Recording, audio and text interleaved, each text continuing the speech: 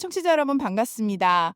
오늘은 수십 년간 좀 잠잠했던 일본 부동산 시장 얘기를 해볼까 하는데요. 이게 요즘 분위기가 심상치 않다는 소식이 계속 들려오고 있습니다. 네, 그렇죠. 글로벌 큰 선들이 움직인다 뭐 이런 얘기인데 오늘 저희는 글로벌 PMC 김용남 대표님의 칼럼을 좀 바탕으로 해서요. 이 변화의 핵심을 한번 파헤쳐보려 했습니다. 네. 진짜 잃어버린 30년이 끝나는 건가? 뭐 이런 생각도 들고요. 네, 오랫동안 사실 디플레이션 또 저금리 하면 딱 일본이 떠올랐잖아요. 맞아요. 근데 이랬던 일본 부동산 시장에 최근에 글로벌 자금이 확 물리면서 활기가 돌고 있습니다. 왜 지금 이런 변화가 나타나는지 그 배경하고 의미를 좀 자세히 들여다볼 필요가 있겠습니다. 역시 가장 먼저 눈에 띄는 건 모건 스탠리나 미쓰비시 UFJ 파이낸셜 그룹 MUFJ라고 하죠. 이런 이름들이에요. 네, 거물급 투자자들이죠. 모건 스탠리가 1,000억 엔 규모 푼드를 만든다고 하고 MUFG 여기도 앞으로 3년간 1,000억 엔을 투자하겠다 이렇게 밝혔어요. 이들이 왜 지금 하필 일본 부동산, 그것도 도쿄 같은 대도시에 오피스나 뭐 다세대 주택, 물류센터, 호텔 이런 데 주목하는 걸까요? 여기서 특히 MUFJ의 움직임이 좀 흥미로운데요. 아, 그래요? 이게 일본 최대 금융그룹이잖아요.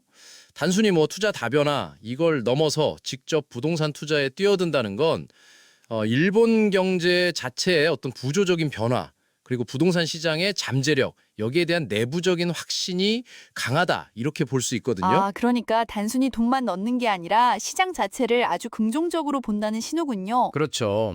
여기에다가 또 여러 요인이 복합적으로 작용하는데요. 예를 들면 2024년 3월에 일본은행이 17년 만에 기준금리를 올렸잖아요. 네, 큰 뉴스였죠. 그 이후로 자산 가격이 오를 거다 이런 기대감이 있고요. 또 토지 가격 상승률 이것도 2024년에 보니까 2.7% 올라서 이게 1991년 이후 최고치예요. 와, 30년 만에 거의 최고치네요. 네, 그리고 외국인 관광객 엄청 늘었죠. 그래서 호텔이나 상업시설 수요가 확 늘어난 것도 한몫하고요. 네. 특히 도쿄 오피스 공실률만 봐도 한 3.5% 정도거든요. 네. 이게 뉴욕의 한 14.7%, 런던이 7.6%인 거랑 비교하면 훨씬 낮은 수준이죠. 그러니까 시장이 굉장히 좀 단단하다 이렇게 볼 수 있는 겁니다. 아, 그렇군요. 단순히 외국 자본만 들어오는 게 아니라 일본 내부에서도 뭔가 변화의 시그널이 뚜렷하다 이런 말씀이시네요. 맞습니다.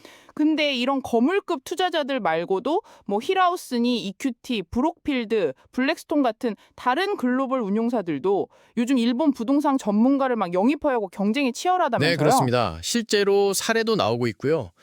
브룩필드가 도쿄의 메구로 가조엔이라는 유명한 복합단지를 인수했고 블랙스톤은 도쿄 가든테라스 키오이초를 인수했죠. 아, 그런 구체적인 사례들이 있군요. 네, 그리고 또 하나는 일본 기업들이 요즘 자본 효율성을 높여야 한다는 압박을 받으면서 가지고 있던 유휴 부동산들을 매각하는 흐름이 있어요.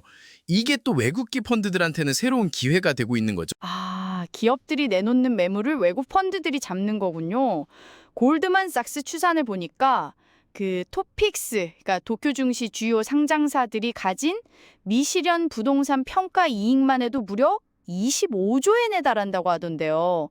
와, 이게 다 시장에 나올 수 있는 잠재적인 매물이라는 거잖아요. 그렇죠. 어마어마한 규모죠. 바로 그 점 때문에 엘리엇 매니지먼트 같은 행동주의 펀드들이 있잖아요. 네, 기업 경영에 막 간섭하는 그런 펀드들까지 가세해서 기업들한테 부동산 자산 제대로 활용해라. 이렇게 압박을 하고 있습니다. 이게 기업 지배구조 개선 흐름하고도 맞물려 돌아가는 거고요. 그렇군요. 근데 물론 동시에 좀 과열 아니냐 이런 목소리도 나오고 있어요. 특히 호텔 분야 같은 경우는 입찰 경쟁이 너무 치열해서 이거 나중에 수익성 괜찮겠냐 이런 우려도 있고요. 아, 너무 비싸게 사는 거 네, 아니냐는? 그리고 또 기준금리 인상이 이제 시작이니까 이게 본격화되면 자금 조달 비용이 늘어나잖아요. 네. 부동산 가격 상승세가 좀 꺾일 수도 있다. 이런 가능성도 배제할 수는 없습니다.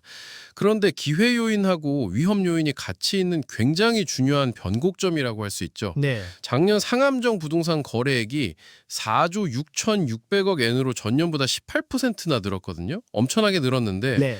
그럼에도 불구하고 도쿄의 고급 주택 가격 같은 건 여전히 런던의 절반 수준이라는 점, 이것도 보면 상대적으로 아직 매력이 있다. 네. 그러면서도 앞으로 변동 가능성이 크다. 이걸 동시에 보여주는 지표 같아요. 결국 정리해보면 일본 부동산 시장은 이제 인플레이션 기대감도 생기고 금리도 정상화될 움직임을 보이고 또 기업들은 자산 효율화 요구를 받고 이런 여러 변화들이 딱 맞물리면서 수십 년 만에 어떤 중대한 전환기를 맞고 있다. 이렇게 볼 수 있겠네요. 네, 그렇습니다. 오늘 저희가 살펴본 김용남 대표님 칼럼의 분석처럼 이 글로벌 큰손들의 투자는 분명 미래 가치에 대한 긍정적인 신호이긴 하지만 말씀하신 대로 경쟁 과열이라든지 금리 리스크 같은 잠재적인 위험도 꼭 고려해야 한다. 이 점을 청취자 여러분께서도 주목하시면 좋을 것 같습니다.